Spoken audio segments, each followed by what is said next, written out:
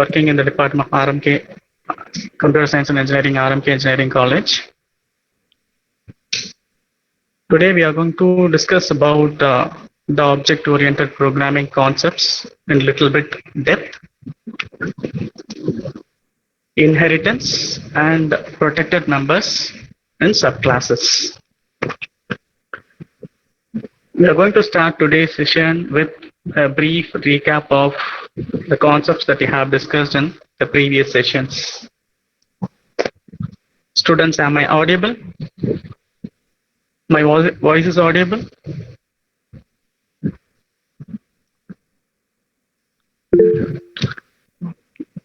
Thank you. Thank you.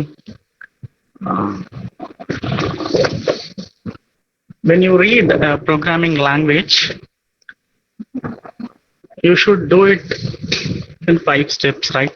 Understanding the programming concepts, programming syntax, applying the syntax for simple example, reading the given problem statement, understanding the logic, and applying the knowledge that you have acquired in step 1, 2, 3, right? So let us check whether you remember the concepts that you have learned in the previous sessions. I want answers to be typed in the chat boxes. The first question. I want you to list out the basic terms related to object. When you hear the term object, what are all the terms flashes in your mind? Type your answers in the chat box.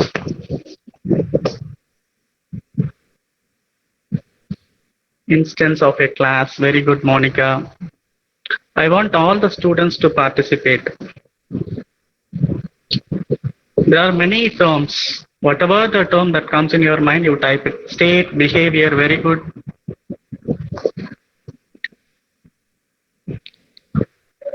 Only 2 students have responded.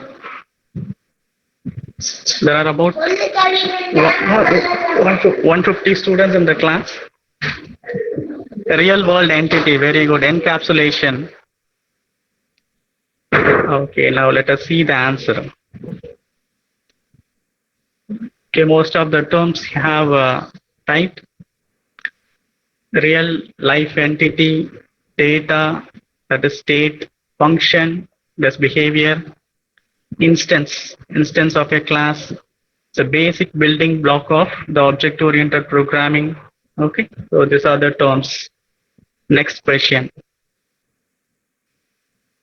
List the basic terms related to class.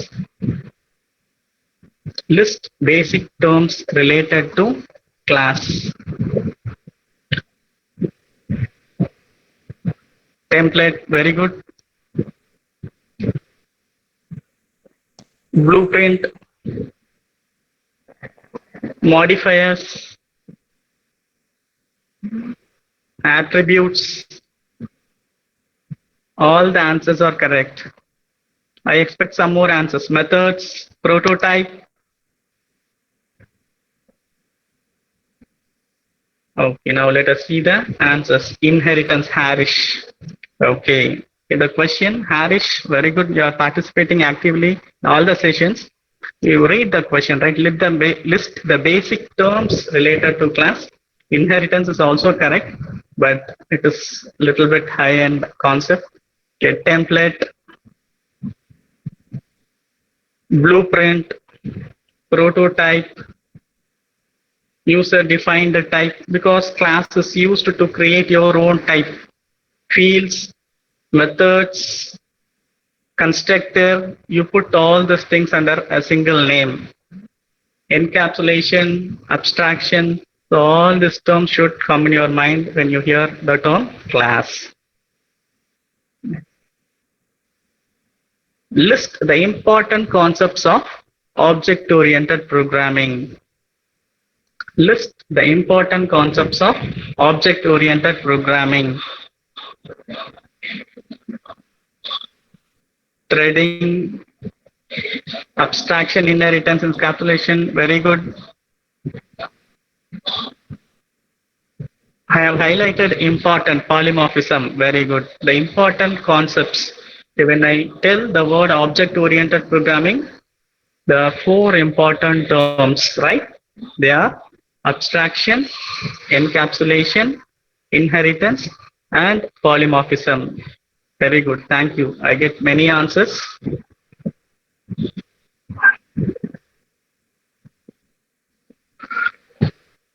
What are the benefits of inheritance? Grishma, thank you. You have typed all the four.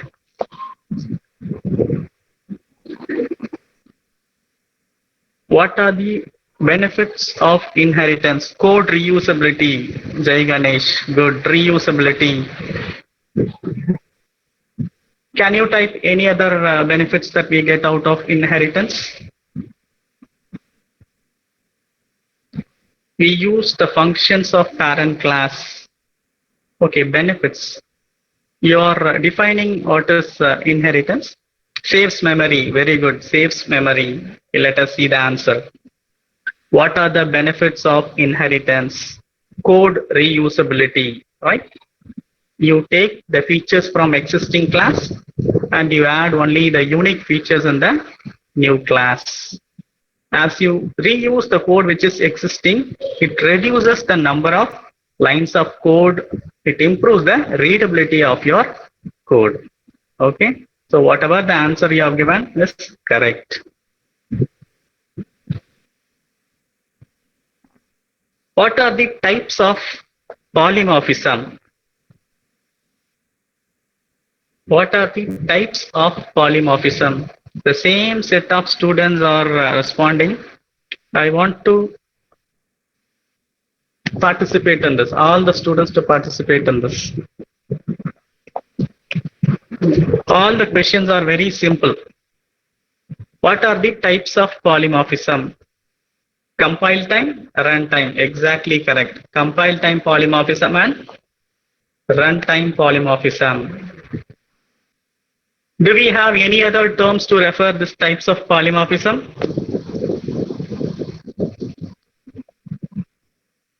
Yes, static. Compile time polymorphism is called static. Runtime polymorphism is called dynamic. Very good. We also use some other term. Early, late. Okay, early binding, late binding. Okay, your answers are exactly correct. Okay. What are the types of polymorphism? Compile time polymorphism and runtime polymorphism. Static binding, dynamic binding. Now you give me an example for compile time polymorphism. Compile time polymorphism.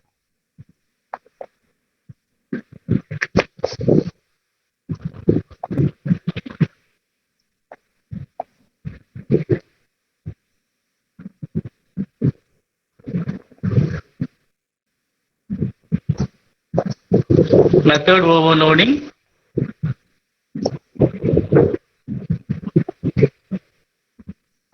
Others, only two students have responded. Any other answer other than method overloading?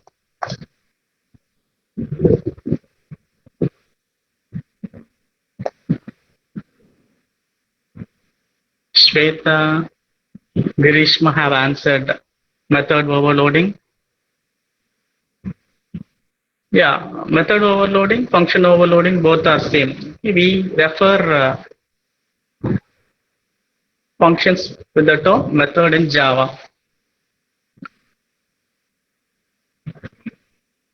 Okay, let us see what are the answers. Okay, method overloading, operator overloading. Okay, operator overloading is not explicitly done by users in Java. You have operator plus to perform the arithmetic operation when applied over two integers, that is addition. It acts as concatenation operator when applied over string input, right? Operator overloading and method overloading. Good, Sanjay. You have given both the answers. Next question. Give example for runtime polymorphism. Give example for runtime polymorphism, method overriding, yeah, virtual function. Method overriding is the example for runtime polymorphism. It is also referred as dynamic method dispatch. Method overriding. Yes, Harish.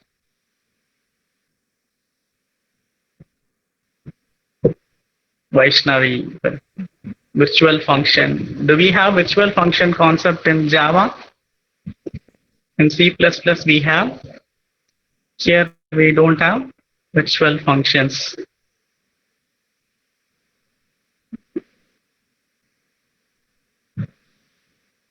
Method overriding is the answer. If you want to have method overriding, what is the concept you should be thorough with? What is the concept of object-oriented programming? Enables you to implement method overriding.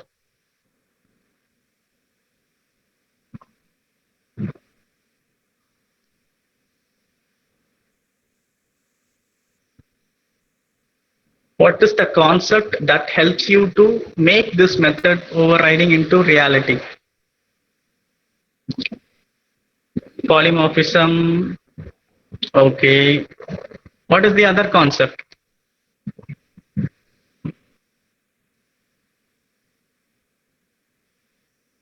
Think and tell me. Inheritance. Very good. Very good. Shweta. Jai Ganesh, your answer is exactly correct. Inheritance. Praveen Raj. Joseph. Dravid.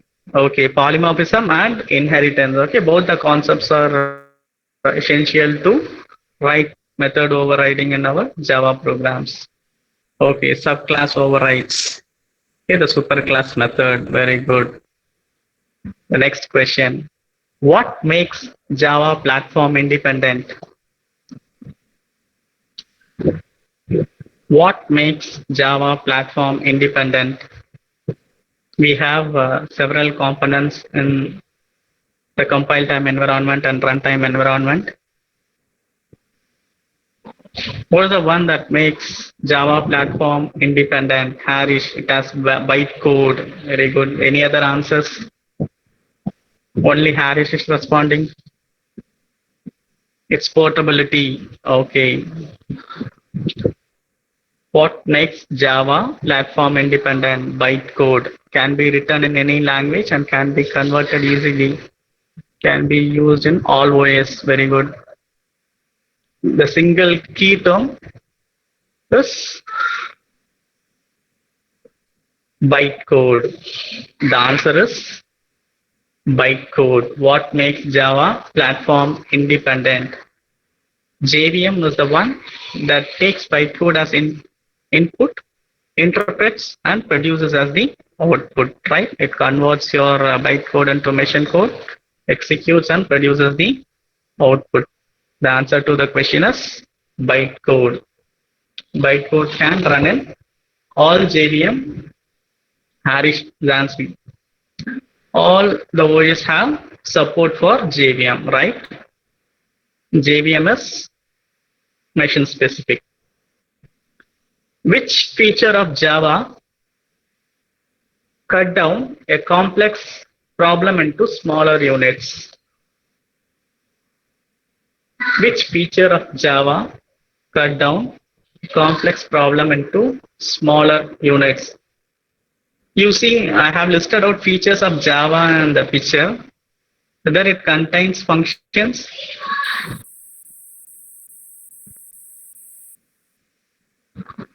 Think and answer. Which feature? And all the questions are very simple and basic, right? During this week, we are going to have the next level of learning. Functions. Okay, function supports, right? It helps you to divide your complex problem into smaller unit. Which feature of Java cut down a complex problem into smaller units? In the slide, you have about 12 features listed, right? Dynamic programming. Okay. Multi-threaded.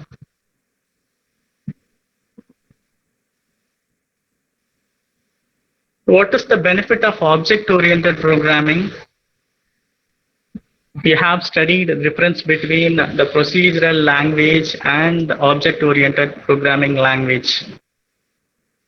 Okay, the feature is object-oriented. This feature enables the Java program to be subdivided into number of smaller units. For each unit, you find the solution. Finally, you integrate all the solutions to complete your complex problem. How do we call this approach? This is bottom-up approach. This is called bottom-up approach of designing. Okay, the answer is object-oriented. Which feature of Java cut down a complex problem into smaller units? Object-oriented, right? This is the basic term. This is the title of your webinar session. But you're searching answers from different terms. So understand the fundamentals correctly, right? Once you understand the fundamentals, it is easy for you to learn concepts over that, right? Advanced concepts. Or JVM's platform independent, or JVM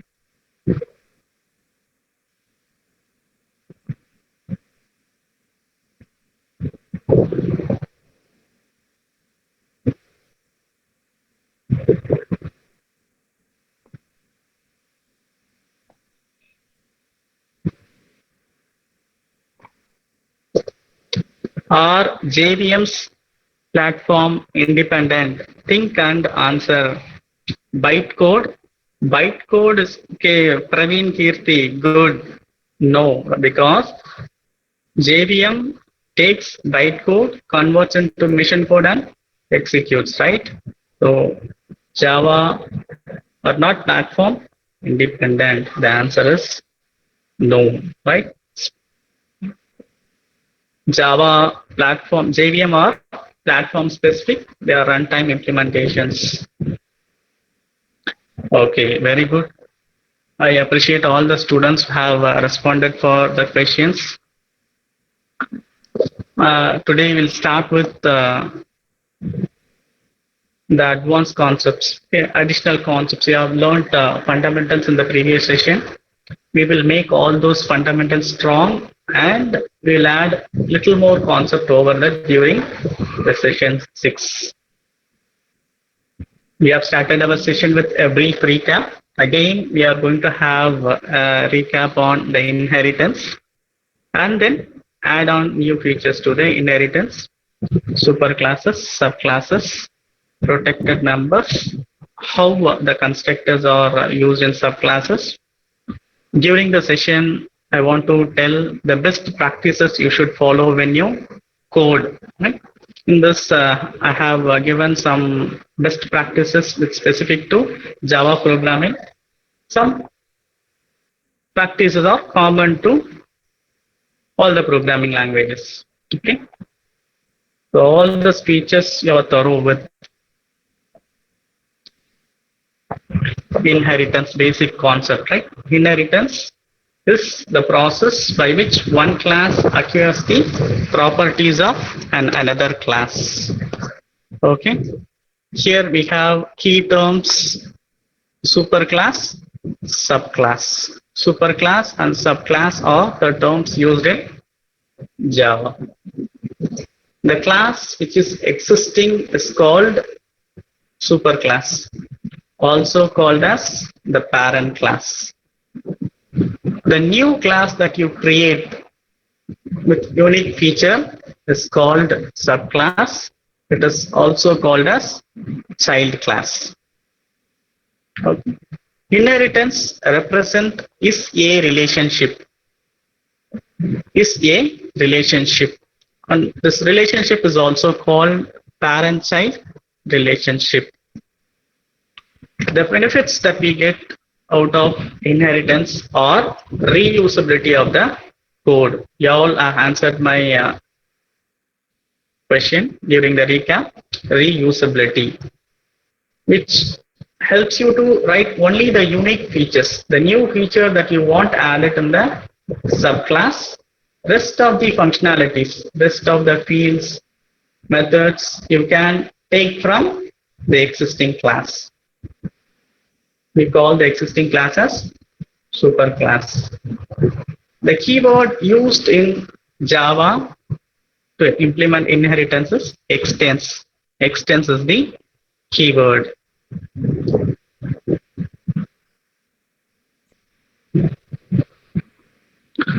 Okay, the benefits of inheritance, the need for inheritance, okay, the code reusability, reduces software development time. You're not going to start from the scratch. You try to find the features that are available. You take it from the existing class, add only the unique feature. This reduces your software development time. One of your friend answered during the quiz, saves time, right? The inheritance feature saves your time. Inheritance also helps you to override the methods. You may have some method in the superclass. Inheritance, the basic definition is it takes the features, existing features. You're taking some feature, right? Say, for example, you're inheriting a method. You're not comfortable with the way the method works. You want to redefine it. You can use the same method signature. You can change the instructions present in the method body, right? We call this as overriding. Helps you to achieve runtime polymorphism. The other term, dynamic method dispatch. Here is a simple diagram that illustrates is a relationship. Let us assume there is an employee class with an attribute salary of float type.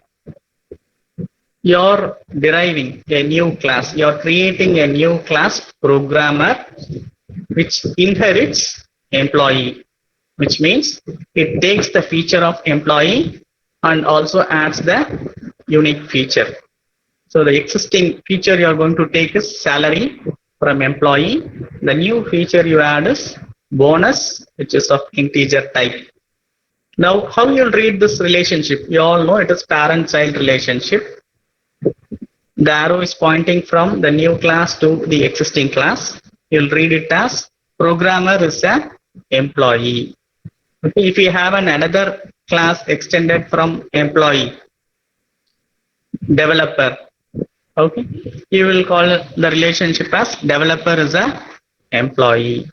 Okay, inheritance represents is a relationship.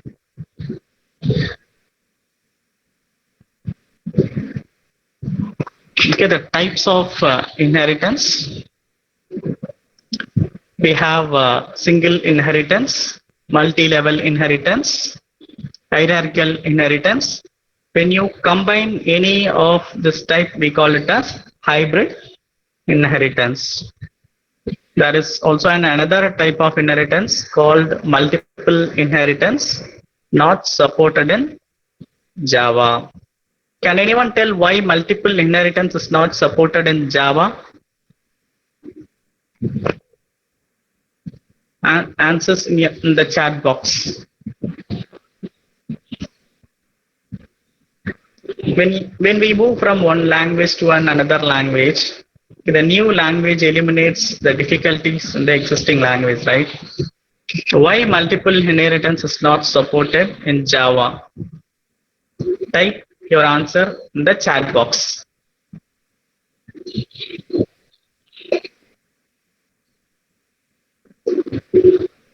Students, I am waiting for your answers. I am not getting any answer.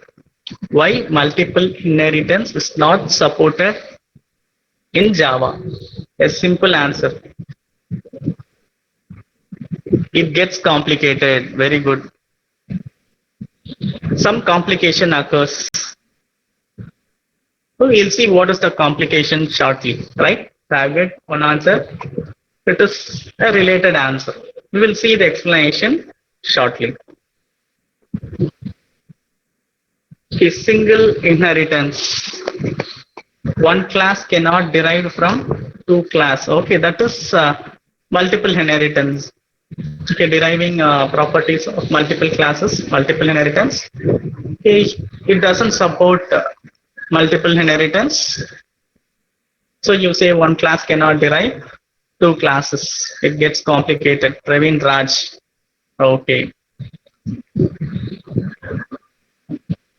Single inheritance. In the single inheritance, a new class is going to take the properties, features from a single existing class, a single superclass, which is called as parent class.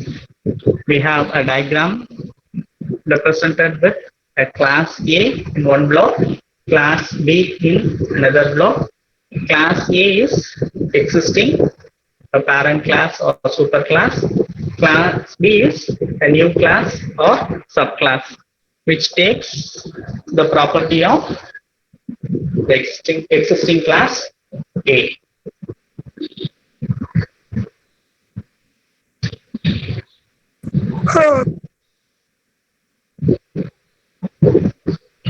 The next type of inheritance, multi-level inheritance. Here we have class A, B, and C. Class C is going to be a new class that takes the property of B. Class B is already a subclass which inherits the property of class A. Right? Here the class C takes the features from two different classes. Okay, but they are at different levels. Okay, class A is one level, class B is in another level. The properties of these two classes A and B are inherited by class C. Okay, this is called multi-level inheritance. When a class is inherit from a class which is also inherited from another class, that is class having more than one parent class but at different levels. Different level is important, right? Such type of inheritance is called multi-level inheritance.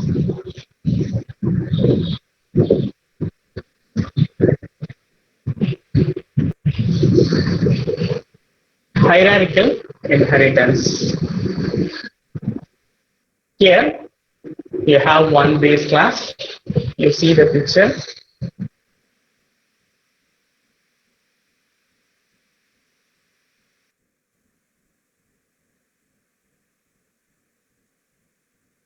To be clear, you have A. We derive the properties features of class A. Class B, C, D derives the property of class A. We call this type of inheritance as hierarchical inheritance. When a class has more than one subclass or more than one subclass have a same superclass, we call it as hierarchical inheritance. The diagram, the classes B, C, D or subclasses which are inheriting the properties of a single superclass A. This is also referred by the term parent class.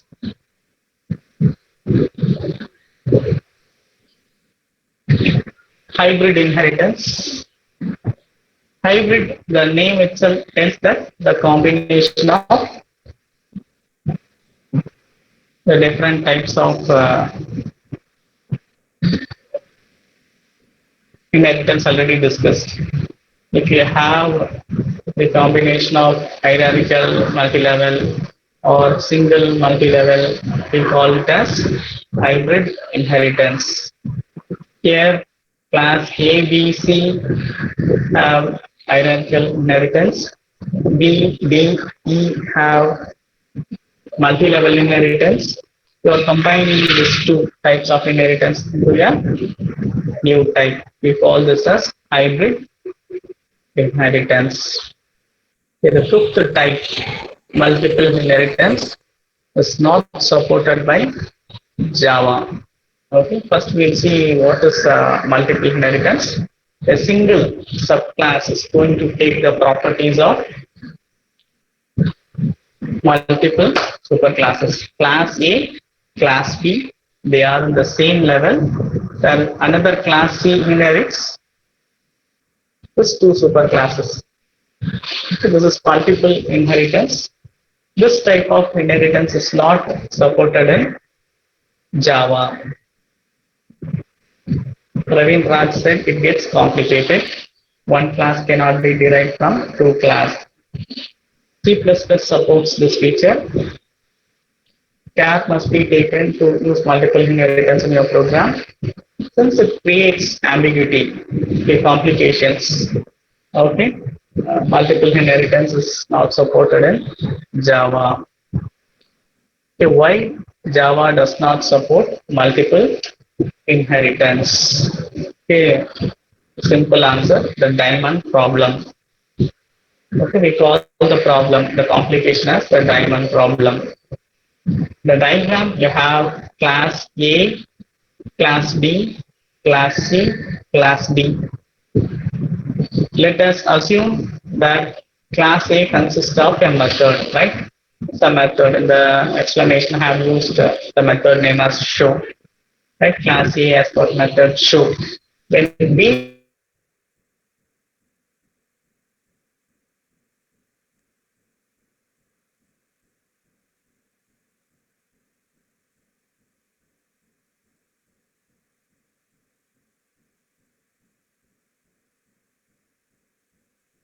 and C inherits, they get the copy of show method, right?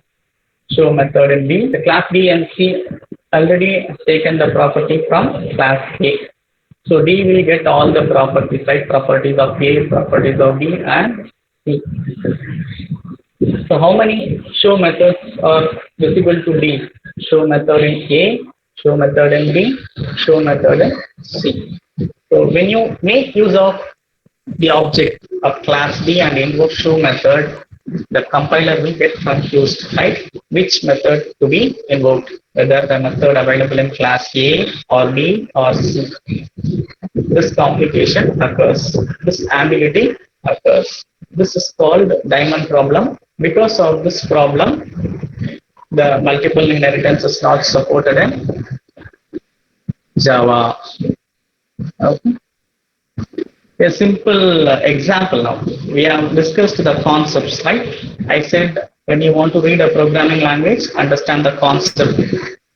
So far, we have heard many concepts, right? Once concept is clear, you should read the syntax of the programming language, apply it to simple examples, right? Applying to examples is the third step. Reading the given problem statement, identifying logic. Or fifth one, writing the program. Right now, we are going to discuss about the syntax, how inheritance implemented in Java. Syntax. You all know the syntax for creating classes. Class name followed by class keyword followed by a class name, and within open close braces, the methods, fields, constructors, whatever you want, you can add, right? According to the requirement. Here is the example. We have the existing class, super class name is the class name. Class is the keyword. You have several methods and fields inside that. Let us assume it is existing. Let it be class A. You are going to create a new class that takes the features of the existing class. Okay. So we're going to create another class, subclass name, right? Class keyword followed by any meaningful name, right? Subclass name, extends is the keyword followed by superclass name. The superclass is already existing. So the new class you create with the name subclass name takes the features of superclass name. Then you can add all the methods, fields which are unique to the new class you are creating, that is subclass. Okay, this is the syntax. A simple example. A simple example to understand what is a single inheritance. The previous slide we have seen an example, employee programmer diagram to illustrate PCA relationship. The same thing is converted into a program with single inheritance concept. Class followed by class name employee. For the sake of simplicity, I have added only one feature, salary, which is of type float, value 40,000. I created another class programmer. It extends the employee class, inherits the employee class, add a new feature bonus. I have two classes in this. One is employee, another one is programmer. Programmer inherits the employee class. I have to make use of this in my program. I create a main class. The main class, I define my main method. Okay, this is the entry point for Java program, right? Yeah, the program you write in Java may have any number of classes. Okay, the entry point is the class which contains the main method. Public static void main string of. I'm creating the object of programmer class. Programmer. I believe that you all know what is the syntax to create object, right? Class name followed by object name equal to new keyword, then constructor, right? Programmer class name followed by p object name equal to new keyword which allocates memory dynamically, programmer constructor. I don't have constructor in this class. How this constructor is available to me?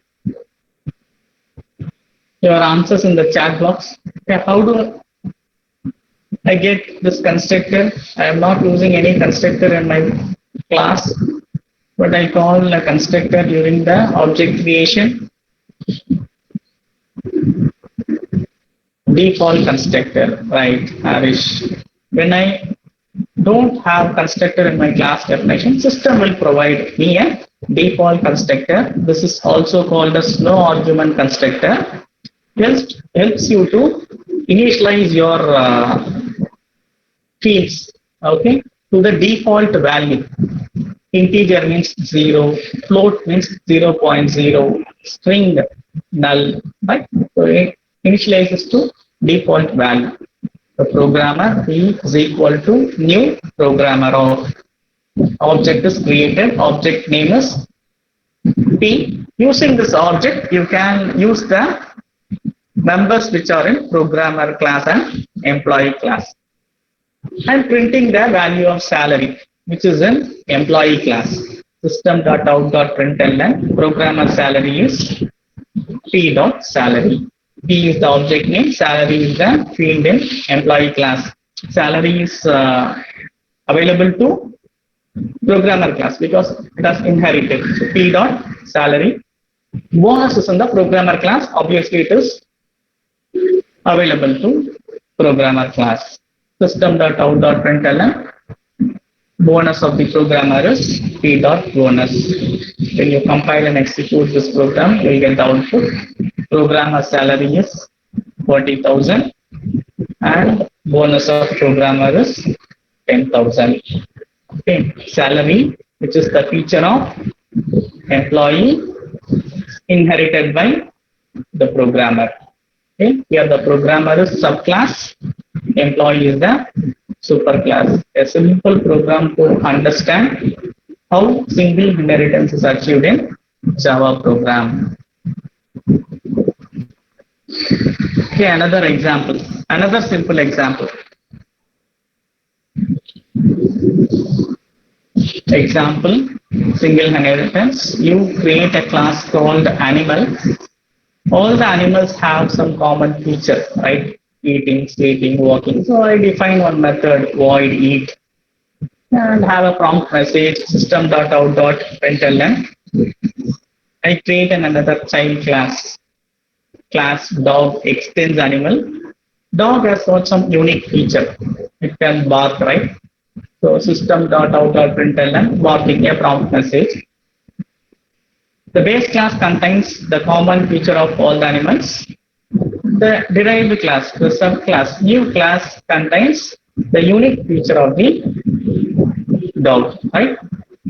You're creating an object of type dog D, new keyword followed by the constructor, then D dot bark. Bark is available to dog class.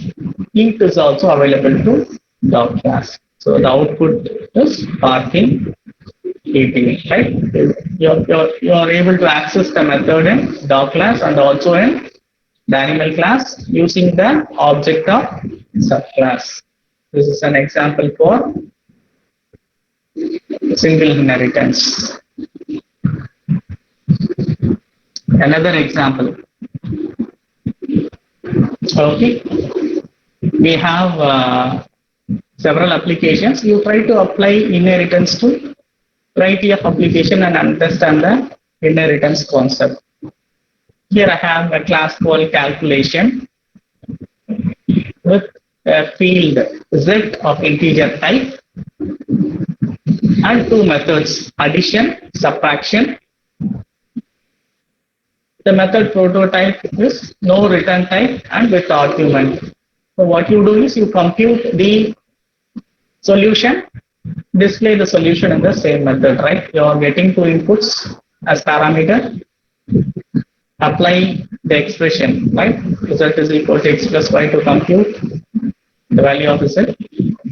Display the value of z in the same method itself, addition. Similarly, you implement your subtraction method.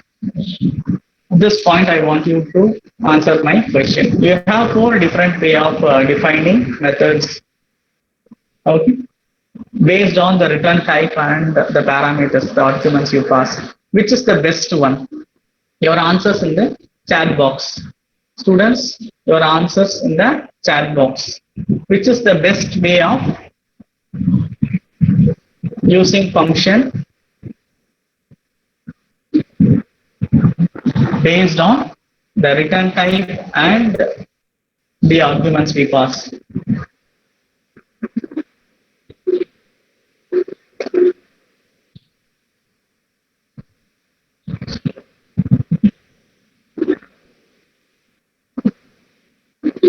I didn't get any answers yet.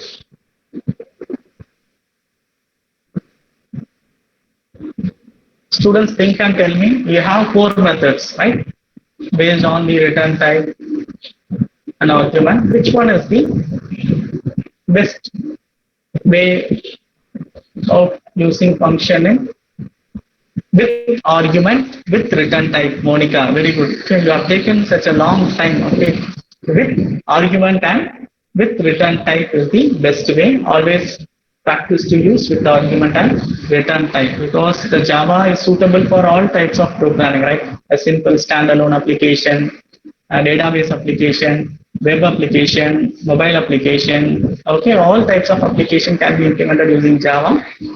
The database application, web application, mobile application may have data in one machine, program in another machine, right? You may be retrieving data which is present in remote system. When you have such kind of application, the best practice is using with argument and with return type. Monica has typed her answer with doubt. You should not have any doubt in your answers. Your answer should be concrete. Okay, you should be very strong in your answers. You are in the early stage of learning. So when days move on, you should make all this concept concrete in your mind. Right? Practicing more examples will help you to make all the concepts concrete in your mind. Good. Then I write my next class. Okay, my calculation. Public class, my calculation, extends calculation. My calculation is inheriting calculation. There you have a method called multiplication. takes two argument, computes the result of multiplication operation, display it on the screen, right? It doesn't return because the return type is void. This is called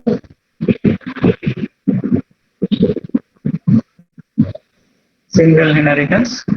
Okay, now I integrate. Okay, now you associate the bottom-up approach. Okay, object-oriented programming is a bottom-up approach where you divide a complex program into smaller units, find the solution for smaller units, you integrate all the units to form the complete solution, right? This program illustrates that you have addition operation, multiplication operation, subtraction operation. You find the solutions for all the operation. Finally, you integrate it, right? The public static void main string of int a20 b10. You're creating an object of my calculation. The object name is demo. New is the keyword that allocates memory dynamically. To invoke the constructor, then the default constructor is used here, right? Because I did not provide any constructor. Calling the addition, which is in calculation class, demo.addition a comma b. Then demo.subtraction a comma b. Demo.multiplication a comma b, right? Harish, why question mark? What's your doubt?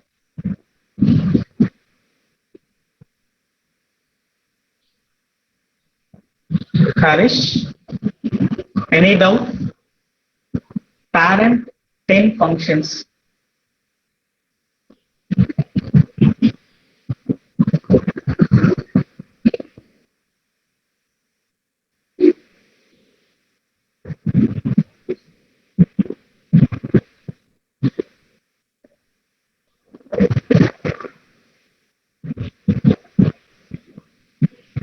Okay, when you have features, okay, no other way you have to inherit.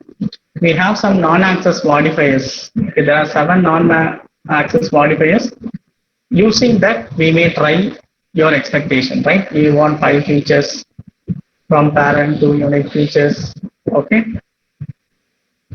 We have access modifiers, non-access modifiers. There are 7 non-access modifiers in Java. They restrict the uses, right? They may be applied over a variable, method, class. Using that, you can try, right? It will restrict user. You won't get the complete feature.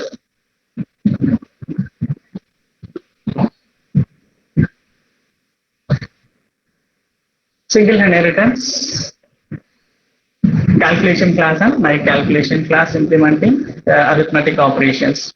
A simple diagram that illustrates you have addition subtraction method in the calculation class, and also you have a field named as it. All those things are inherited by my calculation along with the new feature multiplication, right? Is the single inheritance clear? Shall we move to the next type? If you know these concepts already, now you should feel a little bit confident, right? If you do not know, get introduced to the concept, practice more example. Okay, make the concepts clear without any doubt. Multi-level inheritance. Multi-level inheritance. We have seen an illustration. Class A, B, C, a subclass inheriting properties from 2 or more parents which are a different level, right? Different level. We have an animal class, a common property is, okay, system.out.println, eating, dog extends animal, void walk, okay, system.out.println walking. Now dog gets eat method and a unique method bark. Okay, another class, baby dog extends dog. Now this baby dog gets the features of both dog and animal. I have a unique feature in baby dog, weep. System.out.println, weeping. The main class, I define my main method, public static void main string out, creating the object of baby dog, because baby dog has got access to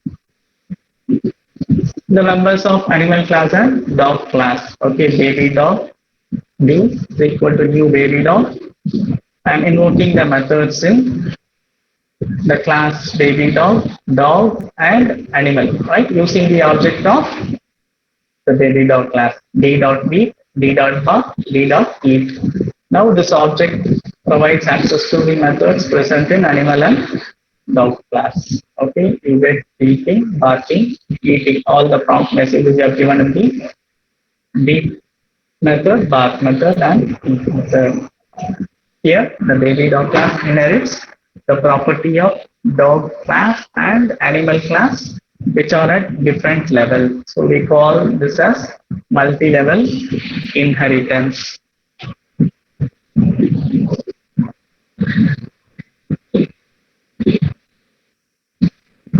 Hierarchical inheritance. The hierarchical inheritance, you have a single base class and it is inherited by multiple subclasses. Here I have a class animal with common property, right? Eat with a message. I'm closing the definition of my class animal. Create a new class dog that extends animal, add the unique feature. Right? Here I have one method bar with a prompt message. The extend cat class, the new method which is unique to cat, closing the definition of class. In another class, I define my main method, public static void main string out, creating an object of type cat, right? Cat C is equal to new cat.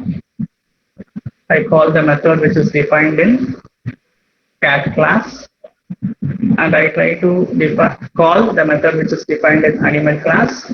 Both the statement will work fine because the method in class cat and method in class animal is available to the cat object.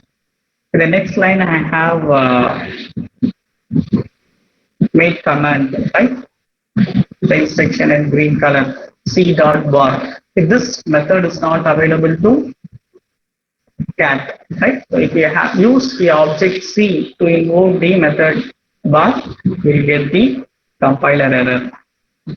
So this is example of hierarchical inheritance. What is the other type left out? What is the other type left out?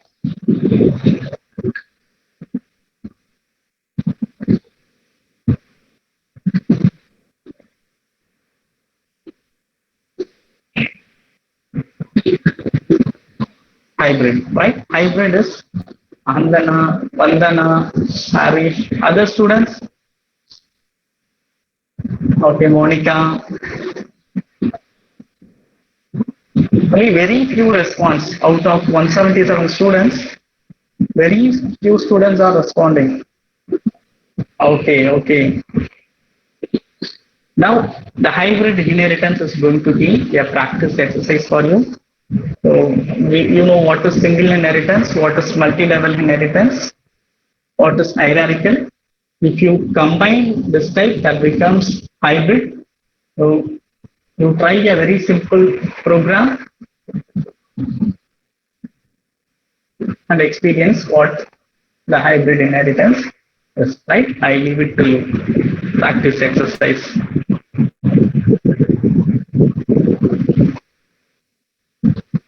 Here we have started with the discussion that inheritance represents a fair relationship.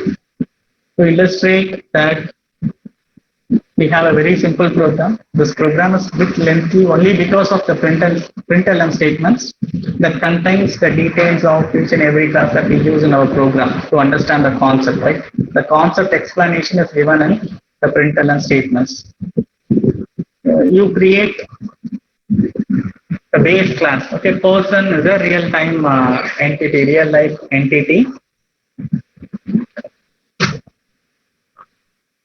I create a class called person, include one method, display person class info. I am displaying the details of this class. I'm going to derive multiple classes from the person, like employee, chairman, manager. So I just give a prompt message. Person is super class of employee, chairman, and manager.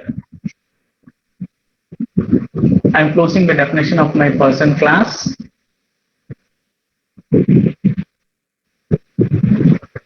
Next, I create a new class called employee, inheriting the person class. Writing a method, displaying the employee class info.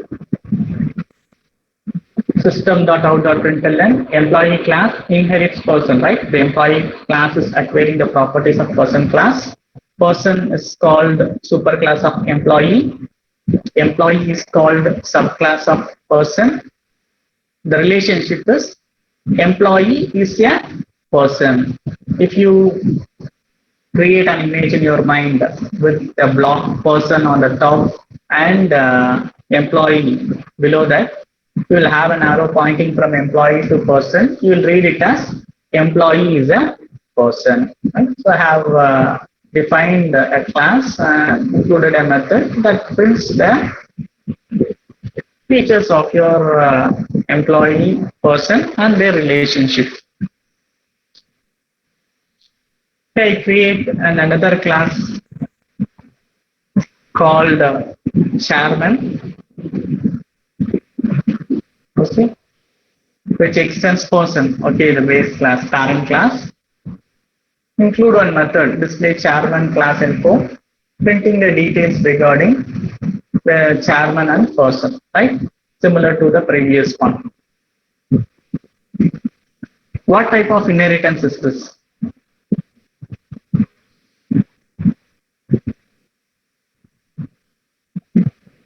What type of inheritance is this? I am inheriting employee, chairman. What type of inheritance is this?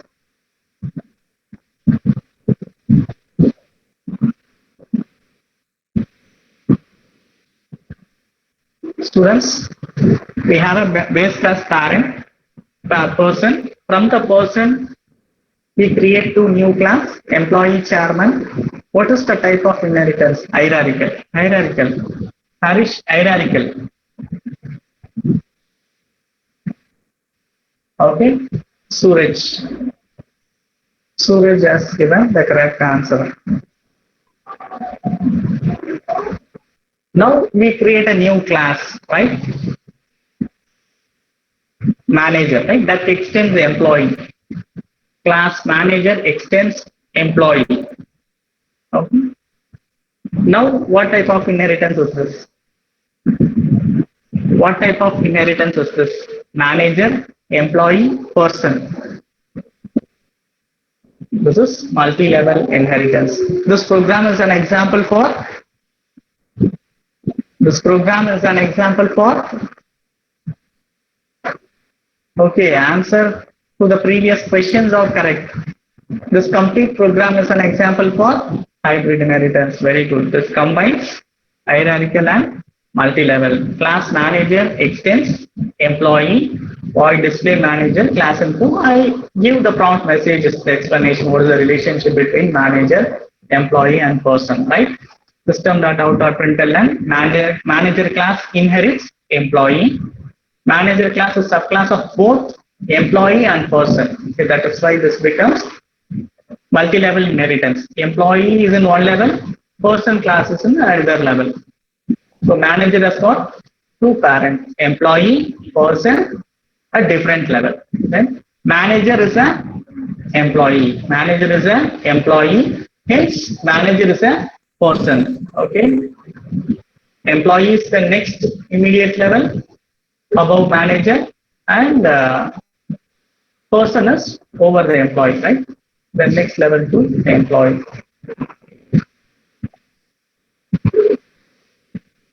You have to practice program like this to understand what an hybrid inheritance is, right? This program illustrates the inheritance type and gives the detail description about the relationship between the various classes in this program. You take some real-time problem and then try this type of inheritance, right? Hybrid inheritance. So I create object of manager class, the main class, the main method. I create object manager. I create object of chairman. I use default constructor because I have not defined any constructor. I have only one method to display the details of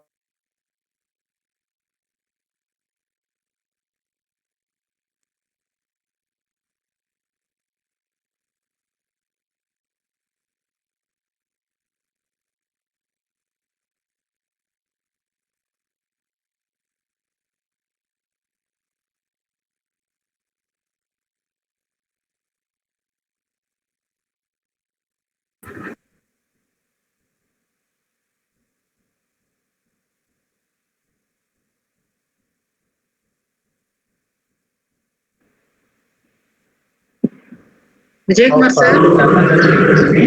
Class, person, employee, chairman, and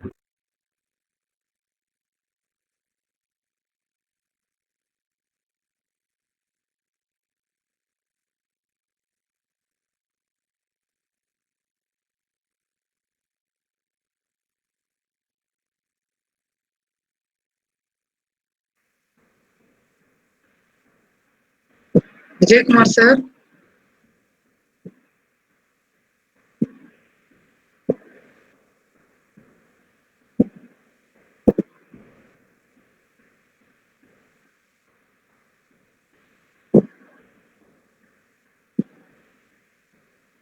Hilda ma'am. Ma'am இருக்கீங்களா? இன்னைக்கு quiz போட்டிருக்கீங்க தானே? போட்டிருக்கேன் ma'am. Okay okay. 11:30க்கு start பண்ணலாம். சரி சரி. Sir audio கொஞ்ச நேரமா வரவே இல்லை. நெட் ஏதாவது டிஸ்கனெக்ட் ஆயிருக்கும் மேம். நான் பாக்குறேன் மேம். கால் பண்றேன். அவர் கால் பண்ணா திரும்ப போயிடும் நினைக்கிறேன். Yes ma'am. அதான் வெயிட் பண்றேன்.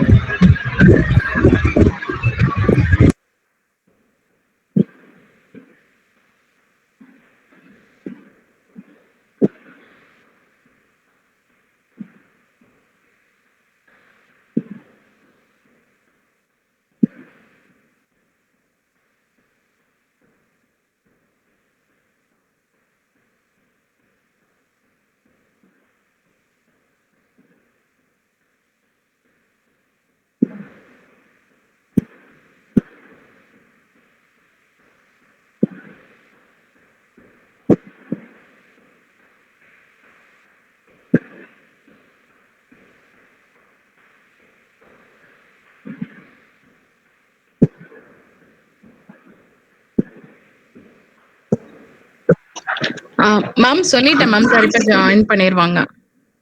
Okay ma'am. ஆக்சுவலி அவருக்கு தெரியல இங்க வாய்ஸ் வரல அப்படிங்கறதே தெரியல சாருக்கு.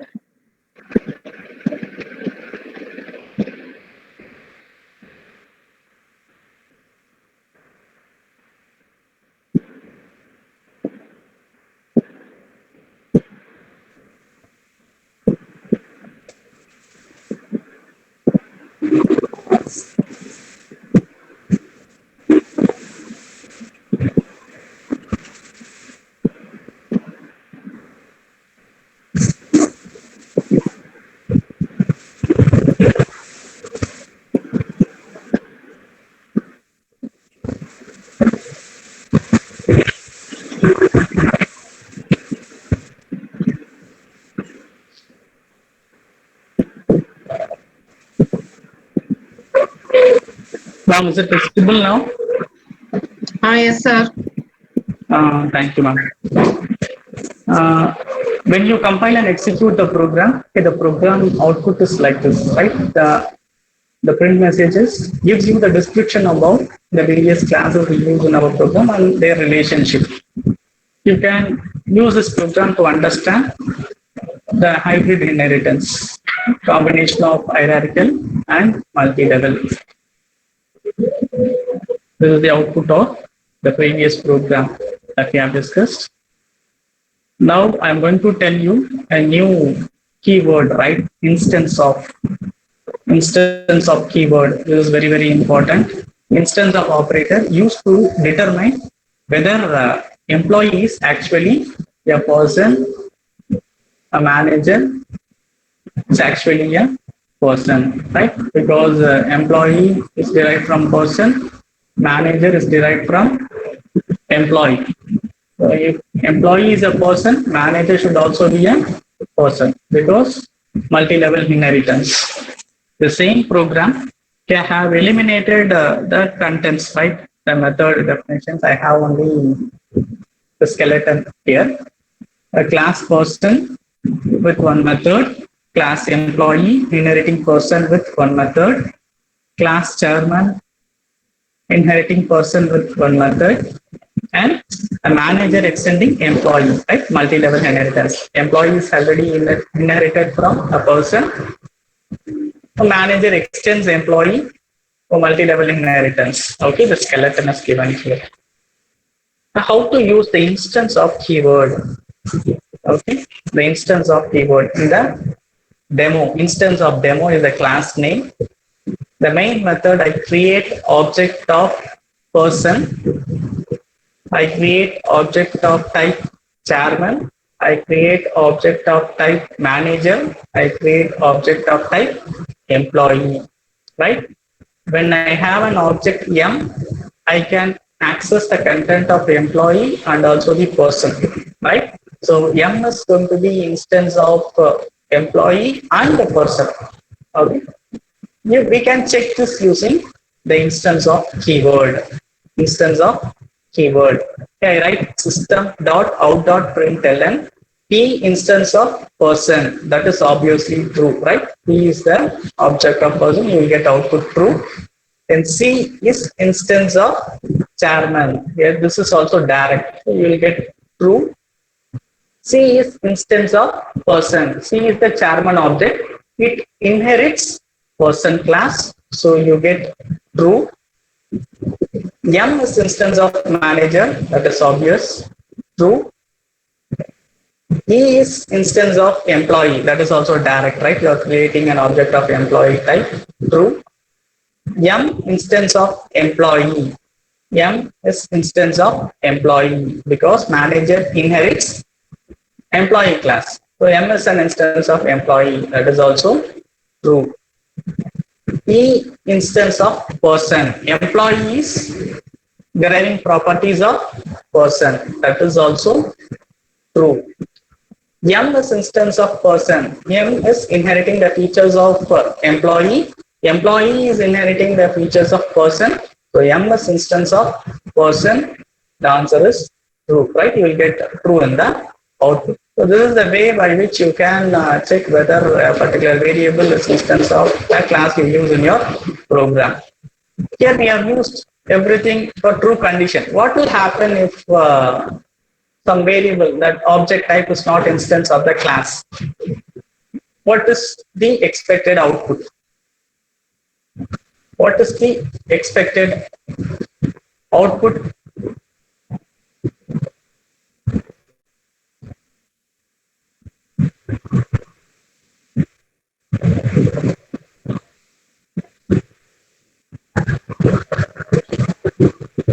C instance of manager. What will be the result? Students, are you in line? I have false. Okay, false. Any other answer? Any other answer?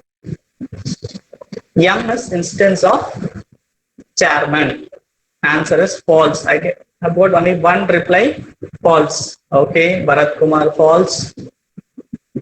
Okay, we expect that the result, the output should be printed as false. Okay, your expectation is correct. We'll see what the compiler does, right? The next slide. Okay, the instance of with null value. You all know when you have an instance object, it will be a reference, right? The reference will be initialized to null. Okay, so public class instance of demo, public class void main string of, I create an object employee E1. I am initializing it to null. Okay, I am not allocating the memory using the new operator, right? I try to print E1 instance of employee. I get the result false. Okay, when the instance variable is initialized to null, if you apply instance of operator, you will get false, right? If it is not initialized, okay, if it is not initialized, it will give you, if it is not initialized to null, we will not get output false, we will get compiler error, right? So see, instance of returns true if left hand side of expression is an instance of class type on right hand side. When you write employee E1 is equal to new employee of, and then if you write E1 instance of employee, you will get true. Okay, if you use employee E1 is equal to null, system.out.println E1 instance of employee, you will get false. Okay, see the second point, if instance of evaluates to true, if the object belongs to specified class or superclass, it raises compiler error, right? If E1 is instance of employee, it will be true. Okay, if it is not belonging to that, it will raise the compiler error. It will return false only if the object value is null. Clear? Instance of operator. This is new to you, right? All other things we are going to the next level, but this instance of operator is new to you.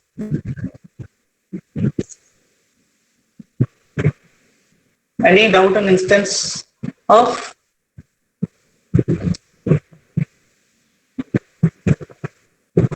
During the previous slides, I did not wait for your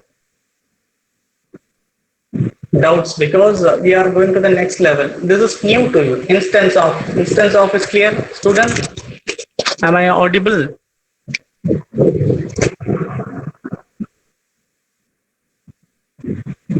Yes. Okay. Whether instance of thank you, sir.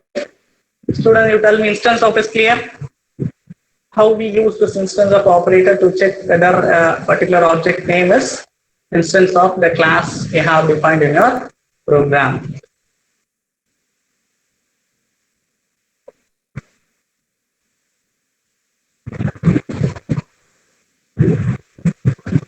Access specifiers, modifiers. Okay, you are going to make the concept concrete in your mind. This is not new to you. This is also a recap. Java supports security, right? One of the feature Java is security. You can protect data. That is done with help of the access modifier supported by Java. The access modifier is the right term. We also have non-access modifier. The access modifiers are default, private, public, protected, right? We have four types of access modifiers in Java. Default, okay, when you usage of default keyword is optional. If you do not use any access modifier, that particular field or method becomes a default. The access level of default modifier is only within the package. What is package? Package is collection of similar classes and interfaces. Okay, it is available within the package. It cannot be outside the package. If we do not use any access modifier, by default, it will be considered as default. Next is private. The private access modifier will restrict the usage of the features within the class. Okay, within the class you can access, outside the class it is not available. Third one is public.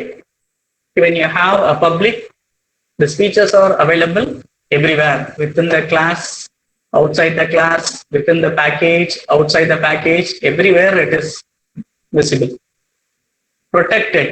Okay, when we use protected access modifier, it is available within the package and outside the package only to the subclasses. Okay, not to the other classes, only to the subclass, side class. If you do not use inheritance, protected members are not available outside the package. Okay. Now question. This question will help me to understand how far we have understood about access modifier. To tell me the suitable access modifier, which is the best practice? Which is the best practice? What is the modifier that should be used for fields?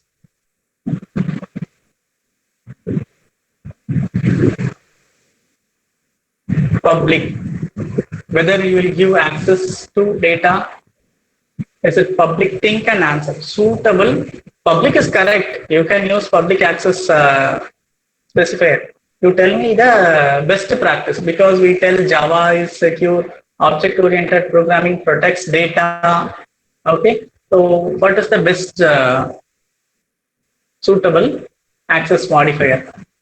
I want answers from at least 10 to 15 students. There are about 150 students in the class. Protected, protected, private, protected, protected, protected. Most of you give protected. Okay, this is protection is very, very important. If you give private, only within the class, only your application will make use of the field, right? It is not available to other classes. No one can hack and get the details of your private member. If we make something private, it should be available to the outside world, right? It is made available to the outside world with help of interfaces, right? Interfaces. Interfaces are nothing but the method we write. The method will access the field, display the content of the field to the user. Now you tell me which is the best suitable access modifier to method. Method. For the previous question, answer is private, right? Because we need to keep the data secure. You are making it private. It is completely protected inside your class. If you protect, it is not available to outside world. We make use of some public methods to access the private member. Private member can be a field or method. You tell me what is the suitable access modifier for methods.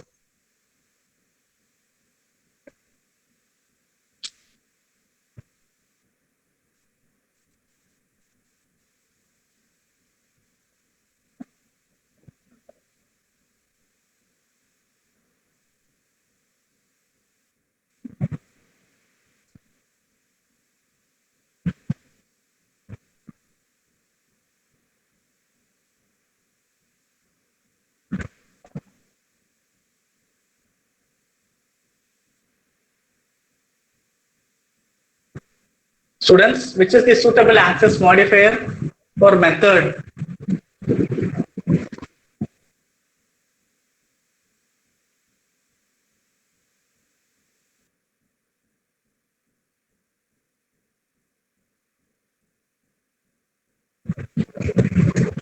Okay, the suitable access modifier is public, because you should access the private numbers, right? The protected numbers with help of the public methods.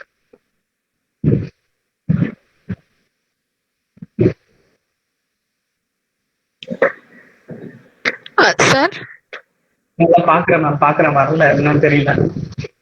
Okay, sir.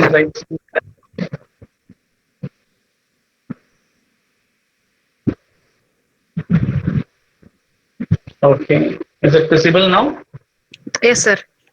Okay, thank you. The students, here is a simple table, okay, that helps you to remember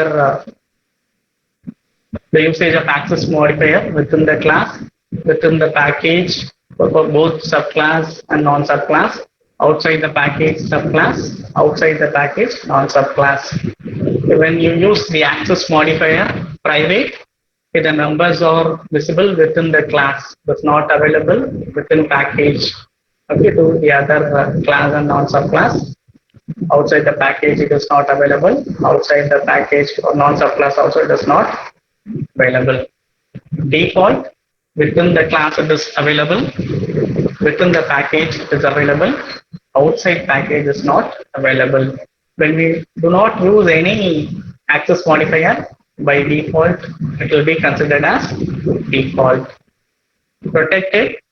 Protected is very similar to default, but they are accessible outside package using the subclass. Okay, so accessing outside the package using subclass is possible on protected members. Outside package non-subclass it is not available. Public, it is open to all, right? It is within class, within package, outside the package, it is available, open to everyone. So the best practice is using private for keeping your data secure, and public for methods to access all those protected members. Right? We should have some interface that is accessible. That particular interface should be with the public keyword.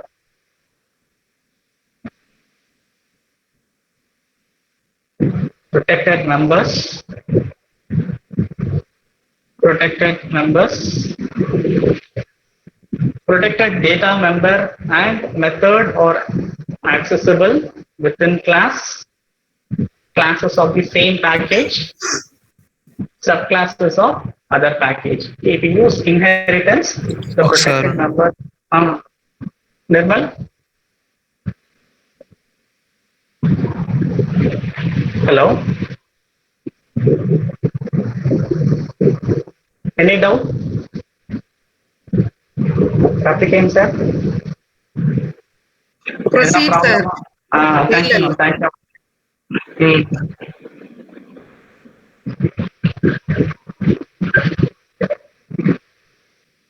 A protected access modifier can be applied to variables, fields, methods, and constructors.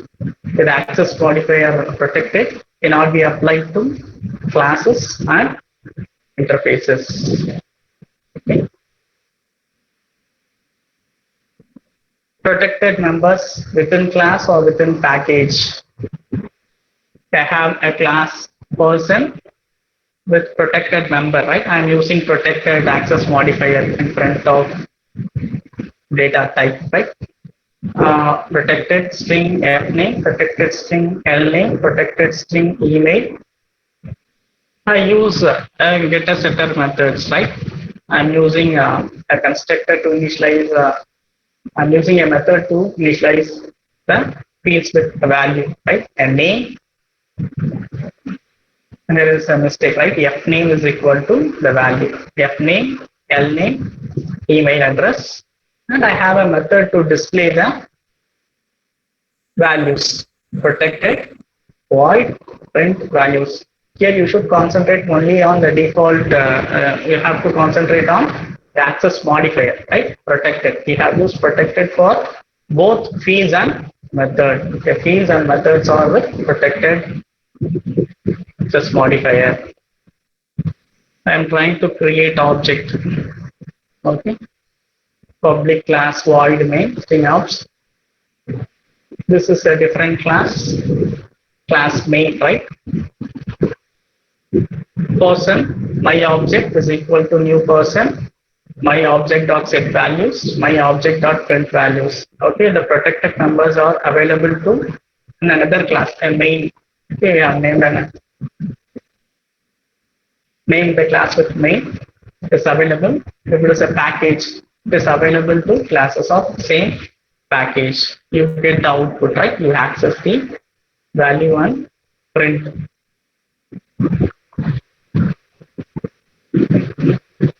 Okay, protected number to subclasses. A protected number to subclasses. Let us assume that we have package. Package is going to be a collection of classes and objects. create a package, right, with the name pack, ABC pack, with one method addition, which takes argument, two argument, and returns the value, right? Protected int add two numbers, int A, B, return A plus B. Here you should concentrate on the access modifier, protected. Other things are familiar to you. We are discussing about the protected member. Okay, here the package is ABC package. We are saving this file as addition.java. Once this package is created, the class which is present in the package can be used by another package. Protected members to subclass present in another package. The package we have created is ABC package. Now we have another package, XYZ package, okay, which is importing ABC package. We have a method there called addition with protected access modifier. A new package XYZ contains a class test which extends addition, right? Extends addition. Public static void main string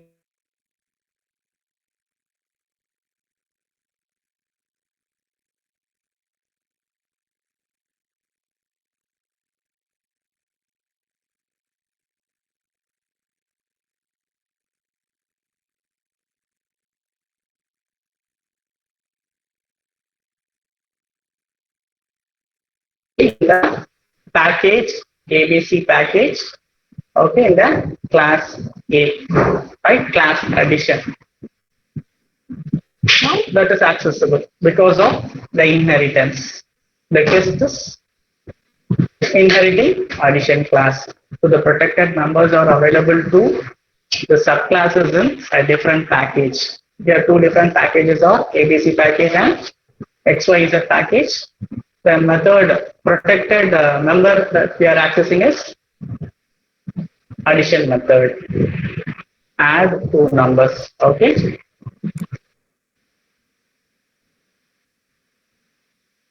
Protected field to other package. Okay. I have a package pack with the class A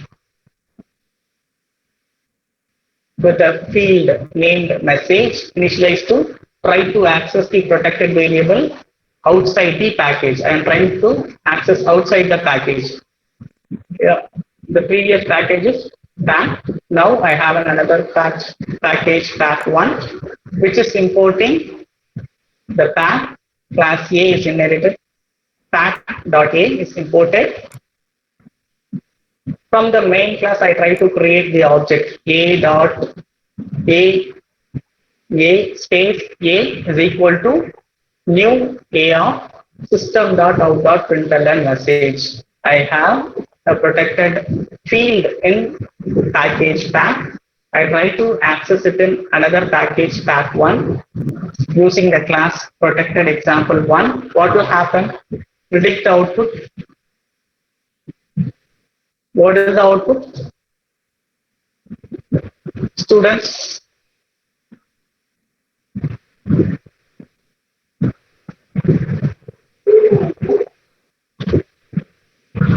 see the program, predict the output and tell me the answer through chat box.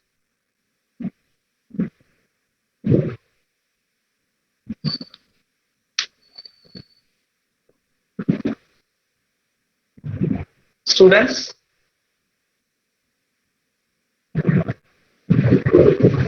your answers. Harish, we have a table, right? You recollect the table that we have discussed. Based on that, you tell what will be the output of this program. No one is responding. Compilation error. Dinesh, very good. You will get the compiler error, right? Error. Because we are trying to access the protected field outside the package without inheritance. So A, okay, A dot message. The message field you have given in class A is not visible to class protected example 1. Very good. Okay, another simple program. Here we have a protected method, right? We have a protected method named MSG, okay, printing the message try to access protected method outside package. Okay, the second package with the name packone is trying to access the method a.msg of. What is the output of this program?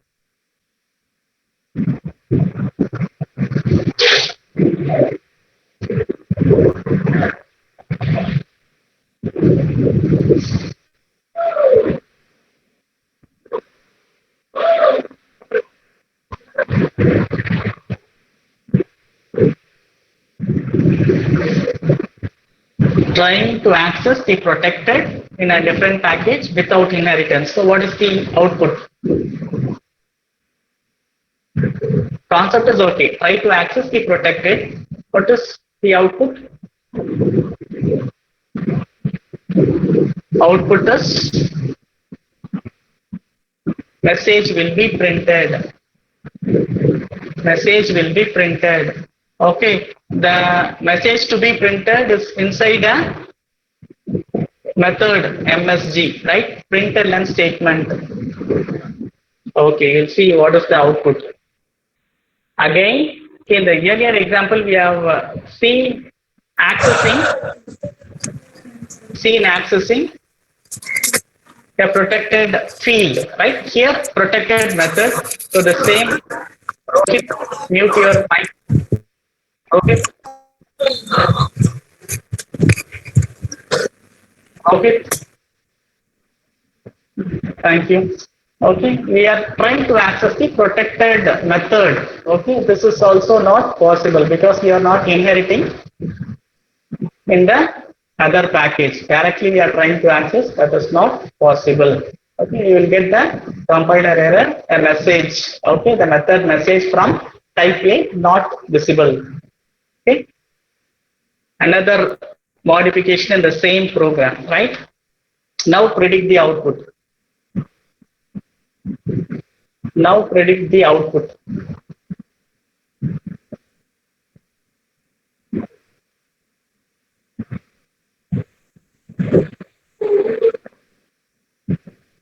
Prints the message. How? What makes this program to print the message on the screen? Your answer is correct. Give me the reason. What is the modification? Because it extends the class. Okay, Praveen, Kirti. Good. See, the public class protected example extends the class A. Okay, the protected members are available to another class. Okay, which is present in a different package. If it inherits, we use inheritance here. So it is accessible. The output will be try to access protected member outside package using inheritance. We are using inheritance here. This is the output. If all these are very simple programs, okay, once the slides are shared to you, you refer the slide, try to learn the concepts. Okay. During the class also, you make a note, right? In a notebook, the key terms. During your revision, it will be useful. Sandra, ma'am?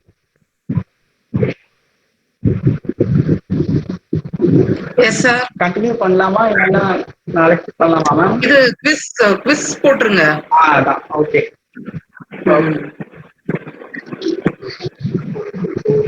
Dear students, we will continue the remaining during the next session. Now you take the link will be shared in the chat box. It is shared. You use the link to take the quiz.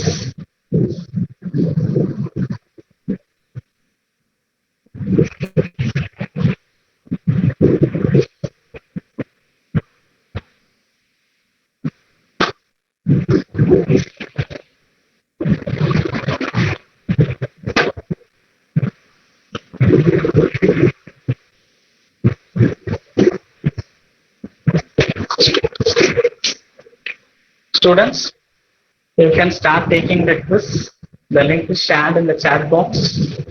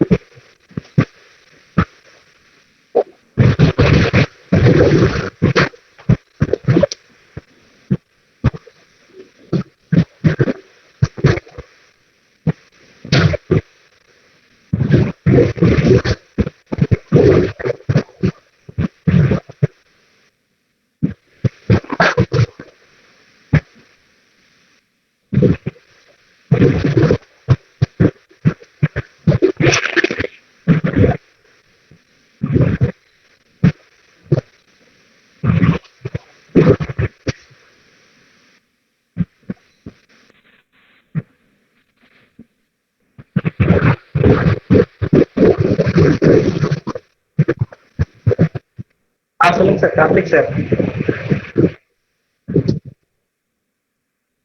Stop பண்ணிடுங்க sir. முடியும்.